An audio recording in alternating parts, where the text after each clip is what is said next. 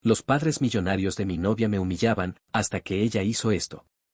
Llevo casi 3 años con mi novia. 3 años de mi vida que, si tuviera que evaluarlos en una balanza desapasionada, el 99% del tiempo han sido lo mejor que me ha pasado jamás. Las cosas entre nosotros están genuinamente bien, a un nivel que muchas parejas desearían tener. Ella es una mujer increíblemente divertida, tiene una inteligencia afilada que me fascina, compartimos los mismos gustos musicales oscuros, las mismas películas de culto y, sobre todo, la misma visión pacífica de cómo queremos pasar nuestros fines de semana, lejos del ruido del mundo. Cuando estamos solos, encerrados en nuestro propio departamento, metidos en nuestra pequeña burbuja flotante, todo cobra un sentido absoluto. En ese espacio no hay dudas, no hay miedos, solo estamos nosotros dos construyendo un futuro. Sin embargo, hay un 1%. Un maldito 1% que, como una gota de veneno en un vaso de agua cristalina, tiene la capacidad de hacerme cuestionar absolutamente todo lo que soy y lo que tenemos. Y ese 1% no es una idea abstracta, tiene nombre, apellido y una presencia física asfixiante, la familia de mi novia. Voy a ser completamente directo desde el principio, sin rodeos ni adornos innecesarios, sus papás son ricos. Pero por favor, no piensen en esa riqueza común de tener una casa bonita en un suburbio agradable y un coche del año estacionado en la entrada. No. Estamos hablando de una riqueza de verdad, de un nivel socioeconómico alto que arrastra consigo todo un ecosistema de privilegios, arrogancia y desconexión de la realidad cotidiana. En sí mismo, el dinero de ellos no tendría por qué ser un problema para mí. A lo largo de mi vida, por cuestiones de estudios y trabajo, he conocido a personas con muchísimo dinero que resultan ser completamente normales, amables, educadas y tratables. El problema real aquí no es la cantidad de dígitos en sus cuentas bancarias. El verdadero problema es la obsesión patológica que tienen con ese dinero, y esa costumbre tan arraigada e hiriente de medir el valor de las cosas, y lo que es mucho peor, el valor intrínseco de los seres humanos, exclusivamente a través de parámetros económicos. Yo vengo de una realidad completamente distinta. Mi familia es de clase media trabajadora. Mis padres se rompieron la espalda para darme una buena educación, logré graduarme, tengo una carrera profesional que disfruto muchísimo todos los días y, aunque ciertamente no estoy nadando en la abundancia ni tengo lujos extravagantes, me va bastante bien. Me va muy bien para mis propios parámetros de vida, para lo que yo considero una existencia digna, cómoda y feliz. El gran conflicto radica en que, para los papás de mi novia, mis parámetros simplemente no existen.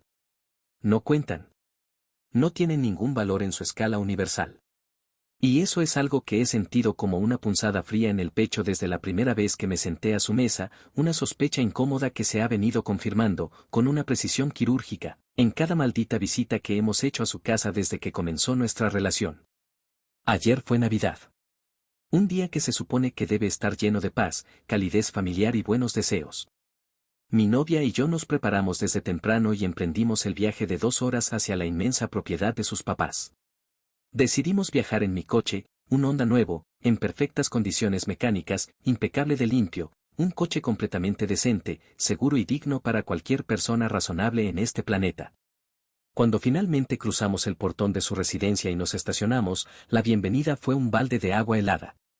Lo primero que me dijo la mamá de mi novia, antes siquiera de esbozar una sonrisa fingida, antes de decirnos hola o desearnos una feliz Navidad, fue que sacara mi coche de la entrada inmediatamente y lo estacionara detrás de la casa, en una zona oculta. ¿La razón? No quería que los vecinos de su exclusivo vecindario vieran un Honda estacionado frente a su fachada. La mujer estaba visiblemente molesta, con una actitud pasivo-agresiva que se notaba a leguas, simplemente porque no habíamos viajado en el Land Rover que ellos le habían comprado a mi novia como regalo de cumpleaños a principios de este año. El asunto, y lo que ella se negaba a entender, es que a mi novia le produce muchísima ansiedad y no le gusta para nada manejar en carreteras o viajes largos. Además, sus padres tienen una política explícita y absurda de que yo tengo prohibido tocar o conducir ese Land Rover. Así que, por pura lógica y comodidad, vinimos en mi coche. Pero para los ojos de su madre, presentarnos en un Honda en plena Navidad fue un escándalo imperdonable, una mancha en su estatus social que debía ocultarse de la vista pública de inmediato. Ese fue el primer golpe del día. Apenas ponía un pie en su casa y ya tenía un sabor amargo en la boca que, por más que intenté disimular por el bien de mi novia, no se me fue durante toda la jornada. Por otro lado está el papá de mi novia. Ese hombre es un capítulo aparte. En estos casi 3 años de relación, jamás me ha hablado directamente. Ni una sola palabra. Ni un ¿cómo estás?, ni un pásame la sal. Nada. La primera vez que nos presentaron oficialmente, hace años, el hombre ni siquiera me miró a los ojos, se dirigió directamente a su hija y, apuntándome con la mirada de arriba abajo como quien examina un objeto extraño, le preguntó en mi propia presencia. ¿Y él a qué se dedica? Como si yo fuera invisible. Como si yo fuera un mueble rústico que no tuviera boca ni intelecto para responder una pregunta tan básica sobre mi propia vida. Ayer, cuando entramos a la sala tras el incidente del coche, lo vi sentado en su sillón. Me acerqué con toda la cortesía que me enseñaron en mi casa, le tendí la mano, le dije hola y le deseé una feliz Navidad. ¿Su respuesta? Me devolvió una de esas miradas gélidas, vacías, la mirada típica de quien está viendo un insecto o algo que no le interesa particularmente en lo más mínimo. No mediaron palabras. Solo esa mirada de desprecio silencioso. Lo más triste de todo esto es que, con el tiempo, me he ido acostumbrando a esa mirada. Y el hecho de acostumbrarse al desprecio ya es, en sí mismo, una señal de alarma muy grave de que algo se está rompiendo dentro de ti. Para que entiendan mejor la dinámica tan retorcida de esta familia, les tengo que contar algo que pasó en la Navidad del año pasado, porque creo que ilustra a la perfección el tipo de personas con las que estoy lidiando. En esa ocasión, queriendo ganarme un poco su respeto o al menos tener un gesto de buena voluntad, decidí llevar una botella de vino como detalle para la cena. Para mí, en ese momento de mi vida, gastar $25 en una botella de vino representaba un esfuerzo económico significativo, no era algo que pudiera hacer a la ligera. No la elegí al azar en un supermercado, fui especialmente a una tienda de vinos especializada, hablé con la sommelier que atendía el lugar, le expliqué detalladamente el tipo de comida que se serviría y, entre las dos, elegimos una etiqueta hermosa, un vino de excelente calidad que supuse sería un puente de cordialidad apropiado. Cuando llegamos, la mamá de mi novia recibió la botella con una indiferencia pasmosa, me ordenó que la fuera a dejar a la cocina y, por supuesto, durante toda la noche no se dignaron a abrirla. Pensé que simplemente la guardarían para otra ocasión. Sin embargo, semanas después, mi novia me confesó algo que me rompió el corazón. Su mamá le había presumido, entre risas, que esa misma noche le habían regalado mi botella al ama de llaves que limpia su casa. El comentario exacto que la mujer hizo, de manera despectiva y con total crueldad, fue que ese vino que yo había elegido con tanto esmero era un garrafón de gasolinera. Una botella de $25, un gesto de respeto genuino, terminó en manos del personal de limpieza acompañado de una burla hacia mi capacidad económica. Y lo peor es que mi novia me lo contó de manera casual, como si fuera una anécdota normal de su día a día, como si no hubiera otra manera de procesar el desprecio de sus padres. Ayer, si lo comparo con las experiencias de años anteriores, podría decirse que la velada fue relativamente tranquila. Lo del coche en el garaje trasero fue el único desplante monumental. No hubo ningún otro incidente mayor ni discusiones abiertas que valgan la pena mencionar en este relato. En el contexto disfuncional de esa familia, salir de esa casa sin un ataque directo normalmente lo consideraría una victoria absoluta. Regresar a nuestro departamento sin haber estallado en llanto o en rabia es, para este caso específico, la definición exacta de lo que ellos consideran un buen día. Pero hoy me levanté por la mañana, preparé un café, me quedé mirando la ventana y no he podido dejar de pensar en todo esto. Un peso enorme se me asentó en el estómago. Porque el problema real no es lo que pasó ayer con el Honda o lo que pasó hace un año con el vino. El verdadero problema es la pregunta existencial que llevo meses evitando hacerme cara a cara. ¿Estoy dispuesto a lidiar con este tipo de personas por el resto de los días de mi vida? Mi novia y yo nos amamos profundamente, y hemos hablado de casarnos en más de una ocasión. No es un tema prohibido ni un tabú entre nosotros, al contrario, es un plan maduro que ambos asumimos que, tarde o temprano, va a terminar consolidándose. Pero la realidad me golpea de frente, si nos casamos, si unimos nuestras vidas legalmente, si decidimos formar una familia y traer hijos a este mundo, los papás de ella no van a desaparecer mágicamente. Van a seguir existiendo. Van a ser los abuelos de mis hijos. Y la perspectiva de pasar de verlos una sola vez al año por compromiso, a tener que incluirlos con más frecuencia en nuestra vida cotidiana, es un panorama que honestamente me genera un terror y una pesadez psicológica que no sé si pueda soportar. Lo que más me duele y me complica la situación es que he notado que mi novia ha dejado de intentar defenderme frente a ellos. Ya no lo hace de forma activa. Simplemente ha optado por una postura de resignación, ignora los comportamientos de sus papás la mayor parte del tiempo, agacha la cabeza y deja pasar los insultos sutiles. Yo entiendo perfectamente que lidiar con dos monstruos del control es algo mentalmente agotador, y jamás he sido el tipo de hombre que le exige a su pareja que pelee sus batallas por él. Pero sí noto el costo de su silencio. Se lo veo en la mirada, en la tensión de su mandíbula cada vez que sus padres abren la boca. También tengo que ser realista, sé perfectamente que su familia financia una parte muy importante de su estilo de vida actual, y sé que en más de una ocasión la han amenazado explícitamente con cortarle todo el apoyo financiero si les lleva la contraria o si toma decisiones que a ellos no les gusten. Eso la pone a ella en una posición de vulnerabilidad extrema, entre la espada y la pared, y lo entiendo desde la empatía. Pero esa misma situación me coloca a mí en una posición terriblemente incómoda y humillante. Siento que, sin importar cuánto trabaje, cuántos logros profesionales alcance o qué tan buen hombre sea, nunca voy a ser suficiente para ellos. Y lo que es peor, no sé si ella va a tener la fuerza o el deseo real de hacer algo al respecto para cambiar esta dinámica. No quiero sonar ante ustedes como un cobarde o como alguien que tira la toalla y abandona una relación hermosa a la primera dificultad. Nuestro noviazgo, en todo lo demás, es sano, es constructivo, es maravilloso. Pero la madurez me ha enseñado que una relación de pareja no existe en un vacío absoluto, la familia de tu pareja viene incluida en el paquete, quieras o no, te guste o no, y hoy, sentado en la soledad de mi sala, me pregunto con el corazón en la mano si no estaré perdiendo mi tiempo. Si este amor, por más puro que sea, tiene verdaderamente un lugar seguro a donde ir a largo plazo. Para serles completamente honesto, jamás en la vida esperé que mis pensamientos, escritos en un momento de profunda frustración y desahogo, se convirtieran en el fenómeno viral en el que se convirtieron. Cuando decidí publicar mi historia original, lo hice desde una cuenta completamente anónima y desechable.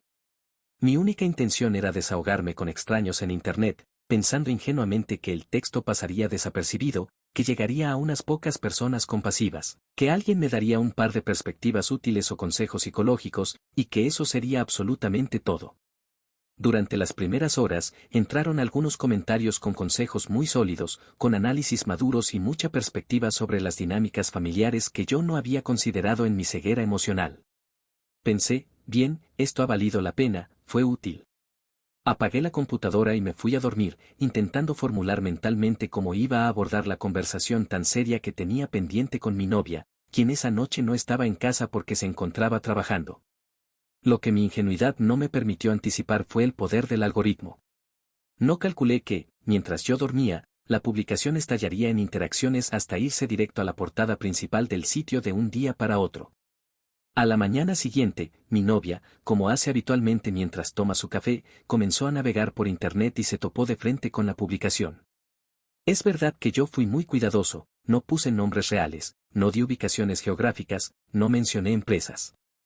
Pero redacté los incidentes con un nivel de detalle tan específico y único, lo del onda escondido en Navidad, la botella de vino de $25 regalada a la empleada doméstica, que para ella fue instantáneo.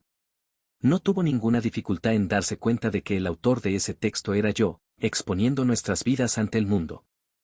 Y así fue como, mientras yo estaba en mi oficina, completamente concentrado en mi trabajo y sin tener la más mínima idea de la tormenta mediática que se había desatado, mi teléfono vibró sobre el escritorio.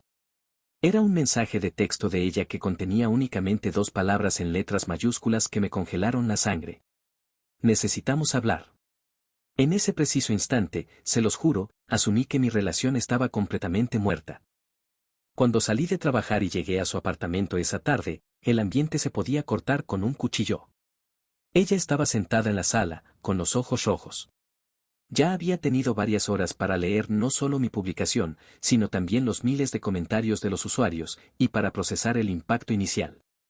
Seguía profundamente herida, se le notaba la molestia en el rostro, pero afortunadamente la intensidad volcánica del mensaje de texto de la mañana había bajado un poco. Lo primero que hizo fue reclamarme, con justa razón, que yo no había tenido ningún derecho a ventilar los trapos sucios y los problemas más íntimos de nuestra relación en Internet de esa manera tan pública, y que la exposición hacía que ella quedara reflejada como una mujer sumisa y cobarde frente a miles de desconocidos. Estuve totalmente de acuerdo con ella. Me disculpé sinceramente, mirándola a los ojos, y lo dije desde lo más profundo de mi corazón. Entiendo perfectamente por qué mi publicación se sintió como una traición desleal a su confianza, independientemente de que mis intenciones originales hubieran sido simplemente desahogarme. Sin embargo, justo cuando pensaba que me pediría que empacara mis cosas, me dijo algo que cambió el rumbo de todo. Me confesó que los comentarios de la gente en Internet, en su gran mayoría, habían tocado puntos dolorosamente ciertos. Que había verdades incómodas sobre su familia y sobre ella misma que necesitaba escuchar de la boca de personas completamente ajenas y objetivas a la situación. Me dijo que, a pesar de lo furiosa que estaba por la forma en que se habían desencadenado las cosas, quería que tuviéramos, de una vez por todas, esa conversación profunda que llevábamos años postergando por miedo al conflicto. Y así fue como nos sentamos y hablamos durante horas enteras, entrada la madrugada. En esa madrugada, ella me abrió las puertas a una realidad que yo solo conocía a medias, revelándome cosas de su historia familiar que nunca antes se había atrevido a verbalizar con tanta claridad. Me explicó de frente que sabe perfectamente que sus padres son personas elitistas que tratan al resto del mundo como si fueran seres inferiores. Me confirmó que su padre utiliza el dinero no como una herramienta de bienestar, sino como un mecanismo de control absoluto y manipulación psicológica sobre sus hijos. Me explicó que esto, en gran parte, tiene un trasfondo cultural y generacional muy complejo. Sus padres crecieron en el seno de familias extremadamente ricas en México, pero decidieron mudarse a los Estados Unidos hace ya muchos años. A pesar del tiempo transcurrido, jamás terminaron de integrarse ni de encajar del todo en la forma en que funciona la verdadera clase alta estadounidense. Llevan décadas alardeando de sus propiedades, de sus marcas y de sus millones porque, en el fondo de sus almas, son personas socialmente inseguras y acomplejadas. Aprendieron a comportarse bajo esa mentalidad de opulencia y prepotencia en el contexto en el que crecieron, allá por los años 80, en un entorno donde ese tipo de actitudes de mirar por encima del hombro eran mucho más aceptadas socialmente en ciertos círculos y simplemente se quedaron congelados en el tiempo, nunca evolucionaron. Para ellos, el mundo sigue funcionando bajo esas reglas primitivas de estatus. Pero el momento más desgarrador de la noche, el momento que cambió por completo la forma en que entiendo a mi novia y que me hizo comprender por qué le cuesta tanto trabajo plantarle cara a sus papás, fue cuando me reveló el verdadero rostro de su madre. La mamá de mi novia no era solo una mujer elitista y antipática, era una mujer profundamente abusiva. Y no estoy hablando únicamente de un abuso emocional o verbal, que ya de por sí es destructivo. Estoy hablando de abuso físico real. Mi novia, con la voz temblorosa, me confesó que cuando era una niña pequeña, si se atrevía a responder algo que su madre no quería escuchar, o si expresaba una opinión propia, la respuesta inmediata de la mujer era una bofetada en el rostro. Me contó, con lágrimas en los ojos, una anécdota de su adolescencia que me heló la sangre. Una vez, después de una fuerte discusión porque mi novia quería salir con sus amigos del colegio, su madre esperó a que ella saliera. Entró a su habitación con unas tijeras y cortó en pedazos absolutamente toda su ropa y toda su ropa de cama. Toda. La dejó sin nada como un castigo ejemplar para demostrarle quién tenía el poder. Mi novia me miró fijamente y me dijo: todavía le tengo miedo a mi mamá. No un miedo respetuoso ni metafórico.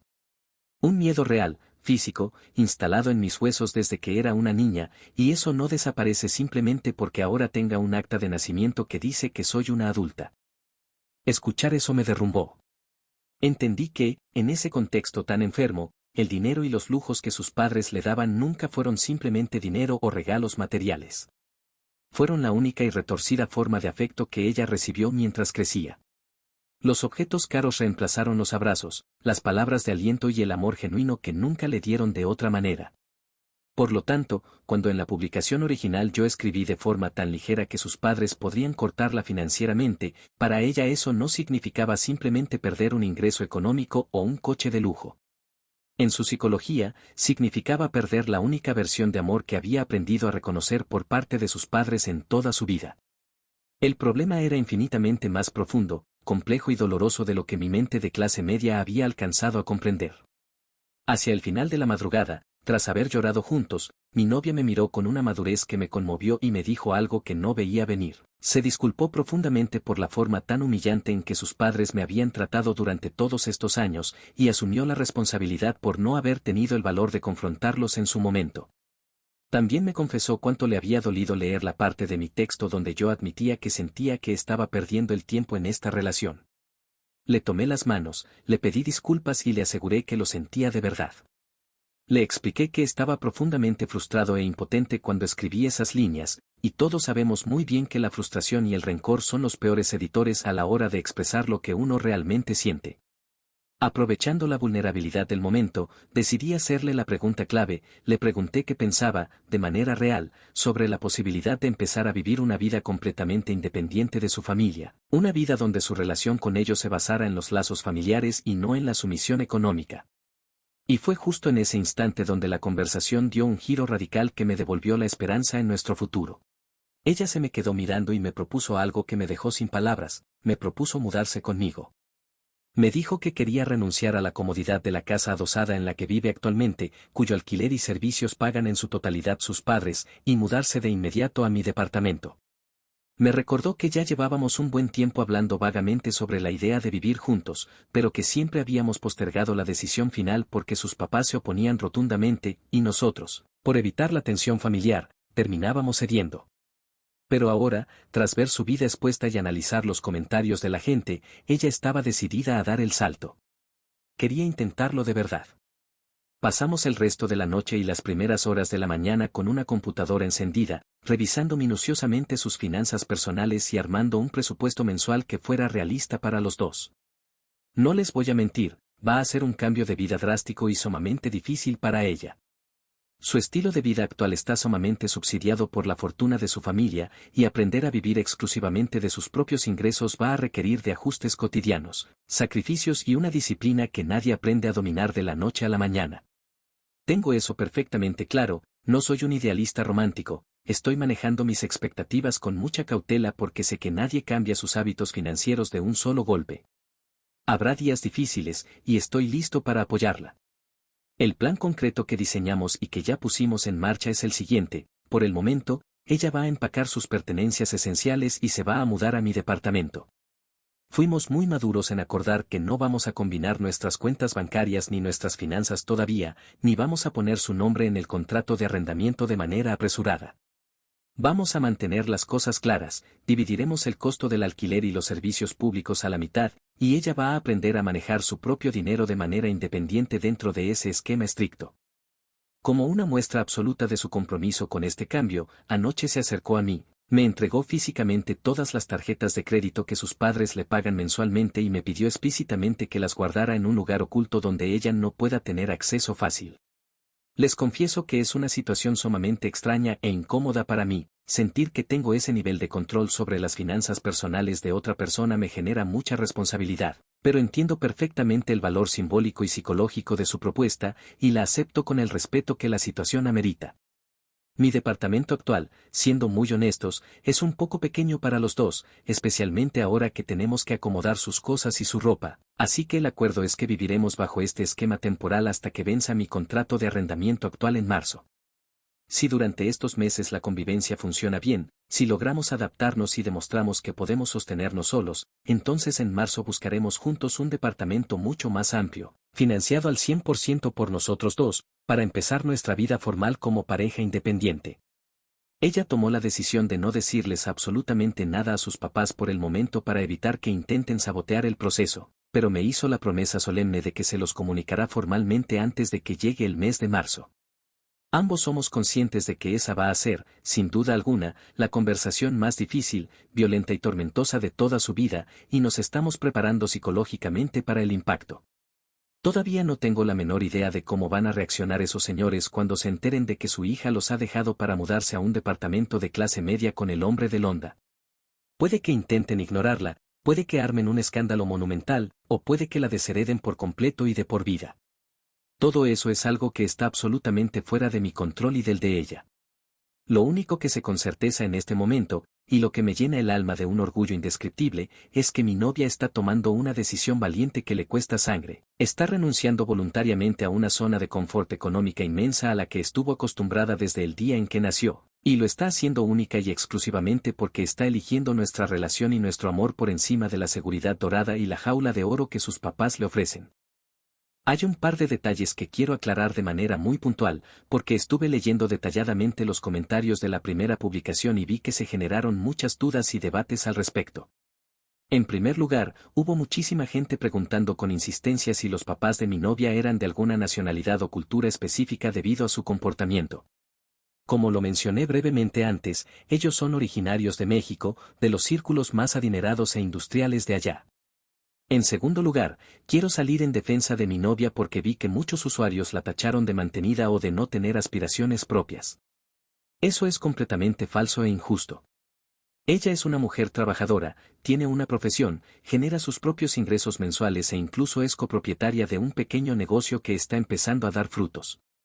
Ella no depende al 100% de la riqueza de su familia para sobrevivir. El verdadero problema radicaba en que sus ingresos propios, aunque son buenos para la media, no eran suficientes para costear por sí solos el nivel de vida tan elevado, los viajes internacionales y los lujos a los que sus padres la habían acostumbrado desde la infancia, y que eran posibles únicamente gracias al subsidio económico de ellos. Eso es todo, no es que no trabaje. Y ya por último, para todos aquellos usuarios que dejaron comentarios criticando o quejándose del hecho de que mi novia hubiera querido revisar y leer detalladamente esta actualización antes de que yo le diera al botón de publicar, entiendo perfectamente su punto desde la perspectiva del chisme de Internet. Imaginen por un segundo lo que se debe sentir estar navegando tranquilamente por una red social y, de la nada, encontrarte con una publicación viral que detalla los secretos más oscuros de tu propia vida y de tus traumas infantiles, escrita claramente por la persona en la que más confías en el mundo, un texto que te hace quedar mal ante miles de desconocidos y donde tu pareja admite abiertamente que está pensando en dejarte. Eso es un golpe psicológico durísimo y sumamente difícil de procesar para cualquiera. Ella, a pesar del dolor, manejó toda esta situación con una madurez, una templanza y una razonabilidad que, siendo completamente honesto con ustedes, fue muchísimo mayor de la que yo habría tenido si los papeles se hubieran invertido. Y si ahora, tras la tormenta, ella quiere estar involucrada activamente en la forma en que decidimos contar el siguiente capítulo de nuestra historia compartida, me parece algo no solo justo, sino completamente necesario para sanar nuestra confianza. Quiero cerrar este largo relato agradeciendo una vez más a todas las personas que se tomaron el tiempo de dejar consejos sinceros, advertencias y apoyo en mi primera publicación. No se imaginan cuánto nos ayudaron a abrir los ojos y a tomar las riendas de nuestro propio destino. Gracias por escucharnos.